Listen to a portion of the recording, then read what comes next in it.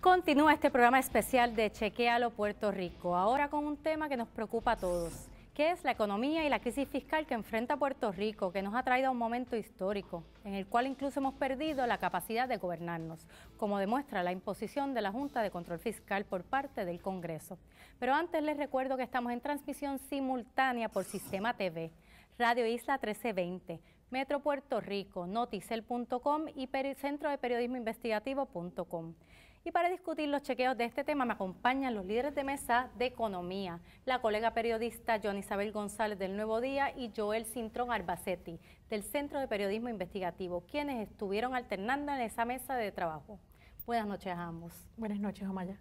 También nos acompaña el presidente de la Asociación de Economistas de Puerto Rico, José Caraballo Cueto. Bienvenido, vamos de inmediato con el primer chequeo. Con falta de valor. Aquí tenemos que realizar que Puerto Rico debe 68.000 millones de dólares. Y esos 68.000, yo estoy completamente convencido que mucha de esa deuda va a ser ilegal. Y que la creación de la Junta de Control Fiscal era una realidad con la que los puertorriqueños teníamos que lidiar para nosotros atender la problemática que hoy vivimos de una deuda de cerca de 70 billones que el país no puede pagar según fue contraída.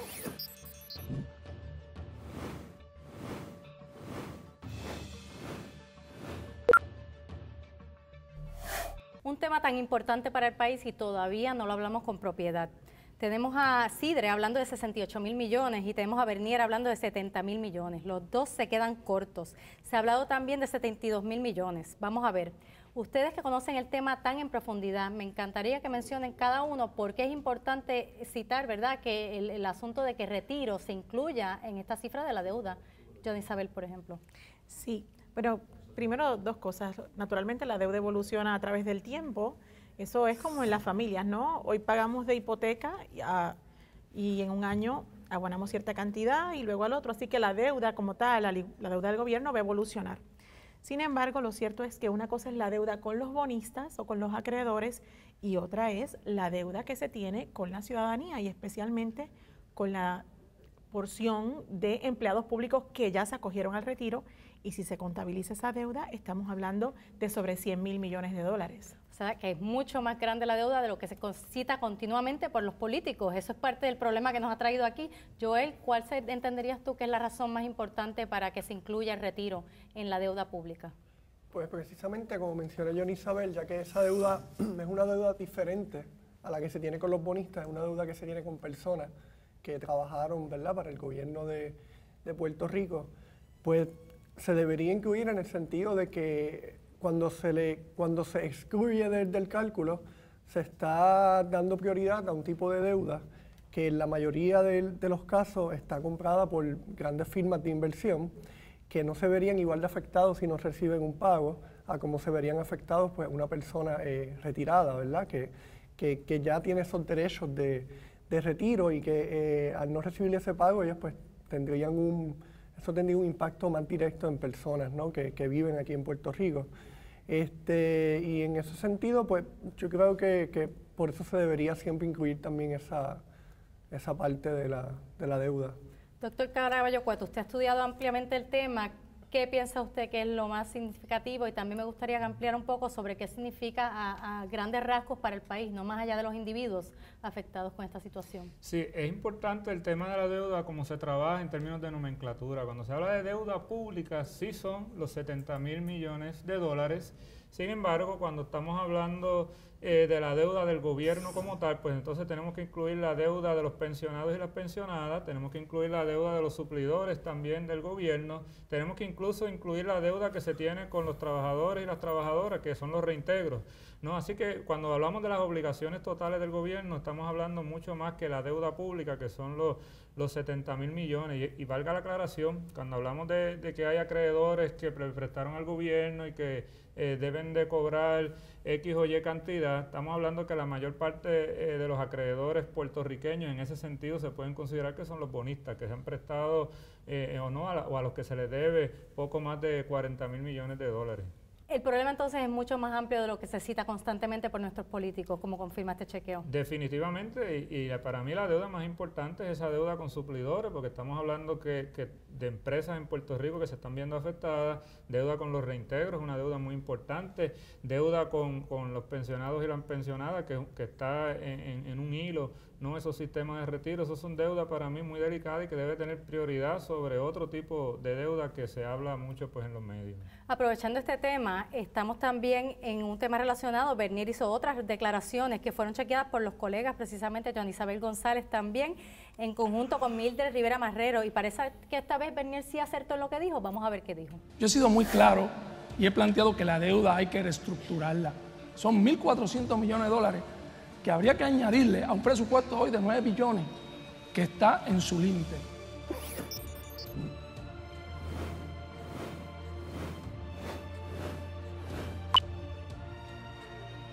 Bueno, en este caso Bernier sí reconoció el déficit actuarial. Joan Isabel, ¿qué nos puedes decir para ampliar sobre el tema? Pues dos cosas. Una, Bernier ha incluido consistentemente la necesidad de que se le hagan aportaciones a los sistemas de retiro. Su propuesta de gobierno, ¿verdad?, implica sacar dinero del impuesto a la venta y uso y redirigirlo hacia el pago de pensiones, pero todos sabemos que el dinero escasea. Así que sacando dinero de un pote para llevarlo a pensiones significará que algo habrá que cortar. Él también hace otro planteamiento y él dice, bueno, no se ha pagado la deuda, o lo que sería correcto es que el pago de la deuda para este presupuesto no ha sido considerada. Y si eso es así, aún escaseando el dinero en la condición precaria en la que se encuentra Puerto Rico, el candidato del PPD atina al decir que habría que aumentar el presupuesto en 1.400 millones de dólares para pagarle a los bonistas. Así que en ese sentido, él sí acertó durante el debate el domingo pasado. Y es importante lo que dice, es que todo el mundo sepa que cuando se asigna un dinero para una cosa, se corta por otro lado. Así que definitivamente si ese dinero se asigna para el presupuesto, pues de otro lado va a tener que salir o va a sufrir. Pero vamos a darle un giro a este tema de la economía con otro tema bien importante. Vamos a ver qué han dicho los candidatos sobre el tema de las ganancias de las empresas foráneas. Este es un tema que históricamente ha sido protagónico en las campañas del Partido Independentista Puertorriqueño y ahora también del Partido del Pueblo Trabajador. Vamos a ver qué dijeron exactamente, según nos cuenta Mardelis Jusino. Las corporaciones extranjeras que se llevan 33.000 millones al año. Son 35.000 millones de dólares en ganancia. 33.000 millones de dólares al año. 35.000 millones de dólares. 3.5 mil millones de dólares anuales. Privilegia a las empresas que se llevan 35.000 millones de dólares en ganancia. Contra ese modelo cavernícola. 35.000. 33.000. 35.000. 33.000. 35.000 millones de dólares. 33.000. Es la vaca sagrada de la política puertorriqueña. Un dato recurrente en la discusión del tema económico es la enorme cantidad de ganancias generadas en la isla que se saca del país, ganancias que no se quedan en nuestra economía. El equipo de Chequéalo Puerto Rico observó que los candidatos a la gobernación, Rafael Bernabe del Partido del Pueblo Trabajador y María de Lourdes Santiago del Partido Independentista Puertorriqueño, traían el tema constantemente en los debates. Nos dimos cuenta que este tema siempre salía, ¿verdad? Siempre se la relucir, era recurrente como parte de los temas económicos, y observamos esta diferencia en las cifras, ¿verdad? María de Lourdes Santiago del PIB menciona siempre la cifra de 33.000 millones anuales, aunque en un debate mencionó 38.000 millones anuales, mientras que Bernabe mencionaba la cifra de 35.000 millones, consistentemente también. El veterano periodista Israel Rodríguez estuvo a cargo de verificar las cifras dadas por ambos candidatos, quienes, aunque denuncian exactamente el mismo problema, han ofrecido números dispares. 33.000. 35.000. 33.000. 35.000. Los equipos de ambos candidatos citan la misma fuente para someter sus números. El apéndice estadístico del informe económico del gobernador que redacta la Junta de Planificación. Los números a los que constantemente aluden estos dos candidatos fueron encontrados por Chequéalo Puerto Rico en la tabla 11 del apéndice. Pero al verificar las cifras confirmamos que las ganancias que las empresas foráneas se llevan cada año del país alcanzó en el 2015 los 35.643 millones de dólares. Vimos que Bernabe se aproximaba un poco más, al hablar de 35 mil millones, la cifra oficial son 35.600 millones, y María de Lourdes hablaba de 33 mil millones, que es una cifra quizás más cercana al 2009. Por lo tanto, la cifra que ofrece Bernabe de 35 mil millones es la que más se acerca a la cantidad actual de fuga de capital, que ronda en los 35.643 millones de dólares. La cifra de 33 mil millones que menciona la candidata del PIB parecería que data del 2009, cuando la repatriación de ganancias alcanzó los 33.891 millones de dólares, según arroja la data oficial. Ya cuando estamos en ese orden de magnitud, la exactitud con 1.000 millones más o 1.000 millones menos, pues no opaca el hecho de que es una cantidad extraordinariamente grande de fuga de ganancias de Puerto Rico y que plantea el dilema del bienestar que puede generar la inversión externa. Por años, las ganancias que han generado las operaciones de compañías foráneas como farmacéuticas, empresas de alta tecnología, el sector financiero y las megatiendas son remitidas al exterior. Eso es normal, lo que pasa es que en el caso de Puerto Rico adquiere unas dimensiones hiperbólicas. Estamos hablando de que las últimas estadísticas preliminares para el año 2015 apuntan a que se repatriaron fuera de Puerto Rico un poco más de 35 mil millones de dólares. Y eso equivale aproximadamente al valor de toda la producción de bienes y servicios en Puerto Rico, que llamamos el Producto Nacional Bruto, que está por los 72 mil millones de dólares. Entonces, si comparamos la cantidad de ingresos que sale de Puerto Rico con la cantidad de ingresos que se queda en Puerto Rico como parte de la actividad económica, y hacemos otras comparaciones, como por ejemplo, si nosotros pudiéramos disponer de 35 mil millones de dólares anuales durante 2 años, con eso saldaríamos toda la deuda pública de Puerto Rico, ¿verdad? Tanto el PIB como el PPT proponen detener esa erosión de la base contributiva por desplazamiento del capital. El PIB propone la imposición de una tasa contributiva de un 10% a todas las ganancias que generen las compañías foráneas. El PPT propone que esas empresas inviertan en la isla o en la alternativa que tributen a la misma tasa que propone el Partido Independentista. Una tasa fija que no favorece Quiñones, puesto que estas empresas deben pagar de acuerdo al monto de las ganancias que generen. Por ende, las declaraciones de Bernabe y María de Lourdes Santiago son verdaderas, pero dependen del año que citan del apéndice estadístico del informe económico del gobernador. Bueno, verdadero pero. 33 mil, 35 mil, 38 mil, pero 38 mil millones, ¿verdad? Estamos hablando de unas cifras que quizás parecen poca cosa en términos porcentuales, pero realmente son muy grandes en términos de la cantidad. Y yo cada vez que miro estas confusiones o estos cambios, digo, estamos hablando de una diferencia a veces de 5 mil millones. Después nos preguntamos por qué tenemos una deuda tan grande si cada vez que se equivocan por esas cantidades. Yo, Isabel, te ríes, ¿qué estás pensando? Bueno, una de las cosas que suele decir en ocasiones el economista Francisco Catalá es que uno puede colocar los números y torturarlos y ellos te dicen lo que quieran, ¿no? Así que yo creo que a veces, dependiendo de la facción política, pues los números tienden, ¿verdad?, a utilizarse para avanzar la agenda o la tesis que tenga el candidato, pero también puede ser el sindicato o puede ser la Cámara de Comercio o alguna otra asociación u organización privada. Es decir, el tema de utilizar datos para avanzar una tesis o para avanzar una idea, con el cannabis medicinal también pudiera ser el caso. Entonces nosotros nos encontramos de repente con esta gran cantidad de cifras. Lo triste es que muchas veces estas cifras no corroboradas son las que se utilizan de base para tomar decisiones de política pública, y en el caso de la repatriación de ganancias por parte de los multinacionales, esto es una estructura que ha evolucionado, que evoluciona rápidamente a través de los años. ¿Por qué?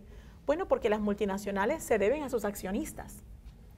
Y sus accionistas lo que esperan es que se les retribuya anualmente. En algunas ocasiones los accionistas también son los fondos de pensiones. Es un tema definitivamente bien importante, el de la repatriación de las ganancias. Me gustaría entonces que el doctor Caraballo Cueto me explicara un poco más la importancia, ¿verdad?, en este momento histórico que vive Puerto Rico de este tema y por qué no está en la agenda de los otros candidatos.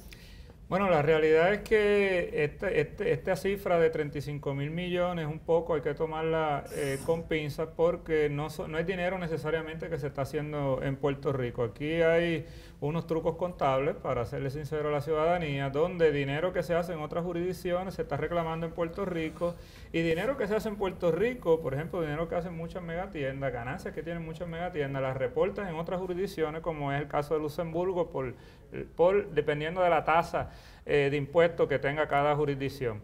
Así que cuando sumamos y restamos cuánto es exactamente la cantidad es un poco difícil saberla, pero como decía el colega Geo Quiñones, estamos hablando de mucha cantidad y podemos estipular que alrededor de más de 20.000 millones de dólares son ganancias que salen de Puerto Rico. Ahora, ¿qué sucede? Que muchas de estas ganancias vienen de fábricas que están en Puerto Rico, fábricas que si se le impone una tasa de impuestos fácilmente se pueden ir a otra jurisdicción.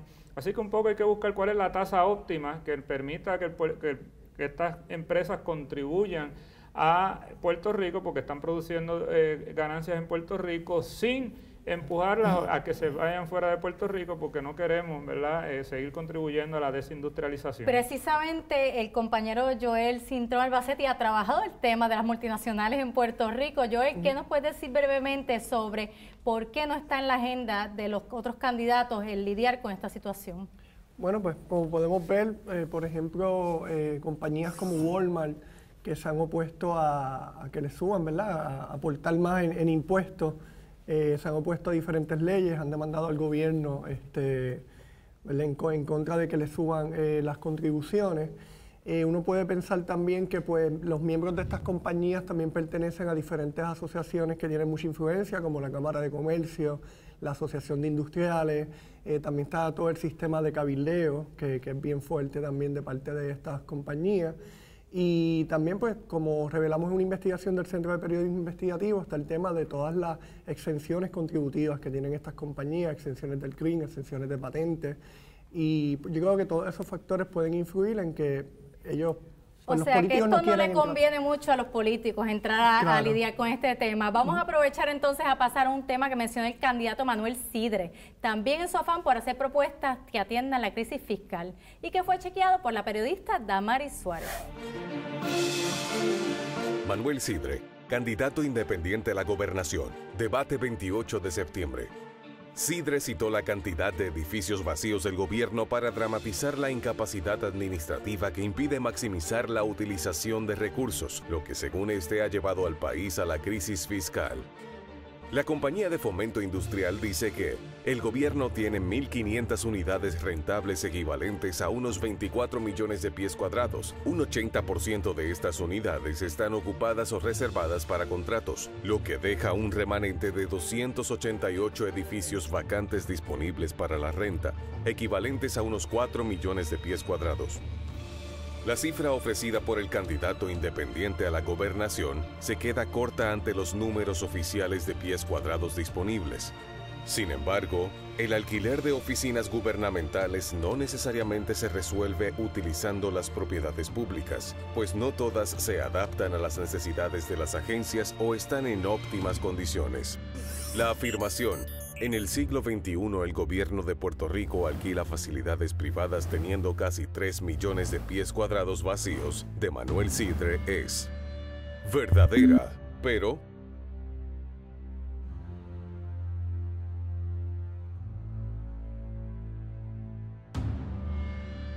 según nos explicó Manuel Sidre, tomó el dato precisamente del portal que tiene la Fomento Industrial, PRITCO, en el que dan un mapa interactivo de todas las propiedades que tiene el gobierno. En efecto, el mapa no dice la cantidad de pies cuadrados, pero consultando con los portavoces de la compañía, hay 4 millones, no 3, 4 millones de pies cuadrados en propiedades del gobierno que no están siendo utilizadas.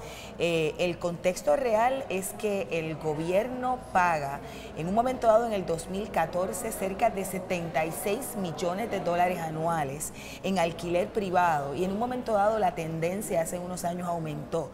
Y entonces no solamente tenían el pago a la Autoridad de Edificios Públicos, que es de gobierno a gobierno, en alquiler, sino que comenzó una tendencia a principios de los 2000 en en lograr acuerdos con propiedades privadas para utilizarlas para agencias públicas, como oficinas.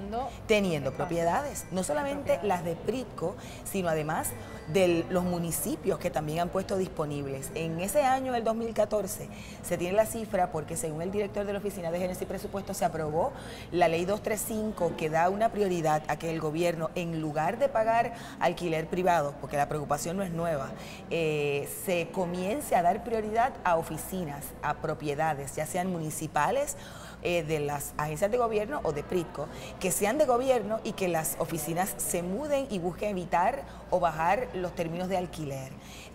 A este año hay 53 millones de dólares según dispone el presupuesto 2015-2016 o 2016-2017 y según nos dijo el director de la Oficina de Gerencia y Presupuesto hay una proyección para que dentro de 5 años se pueda bajar 19 millones adicionales. Así que el veredicto o la categoría que utilizamos fue de que es correcto lo que dice Sidre. Al hablar con el economista José Caballero planteó que el gobierno gasta dinero innecesariamente y que muchas veces paga grandes sumas de dinero y además tiene alquilado en forma nominal a $1 propiedades que de alguna forma se convierten en subvención. Le pagan $1 al gobierno, pero el gobierno paga un montón en propiedades. Hay preocupación adicional de que agencias están en lugares de alto costo, por ejemplo, en la Milla de Oro, oficinas que son propiedades privadas y son oficinas del gobierno, en lugares donde no necesariamente vas a obtener un canon de arrendamiento barato y obviamente aumentas el costo del dinero público. Evidentemente tiene que ser una prioridad y hay espacio para mejorar aún más y bajar la cantidad de dinero privado, de dinero público que se paga para propiedades privadas. Bueno, parece que Sidre tenía razón en su señalamiento, pero que se quedó un poco corto. ¿Cómo lo ve usted, Caraballo? Bueno, la realidad es que hay una cantidad grande de edificios y propiedades del gobierno que están vacías, eso es correcto, y muchas de estas propiedades eran donde estaban ubicadas fábricas ex 936. Ahora bien, hay muchas de estas propiedades que requieren un mantenimiento muy grande, muy costoso, que el gobierno no tiene ese dinero y sobre todo ahora que tiene que pedirle permiso a la Junta de Control Fiscal si quiere impactar más el fisco. Así que yo estaría en principio de acuerdo que sí, que tareas administrativas que no tengan que envolver servicio al público salgan del área metropolitana para que puedan impactar otras regiones en Puerto Rico y un poco descongestionar el tráfico vehicular en el área metropolitana, pero por otro lado tenemos que considerar cuál es el costo de darle mantenimiento a esas propiedades. Lo que sí yo estaría de acuerdo es sacar muchas de estas agencias del gobierno que están, por ejemplo, en la Milla de Oro pagando cifras astronómicas de alquiler cuando pueden pagar alquiler en sitios y en pueblos en Puerto Rico que son mucho más económicos.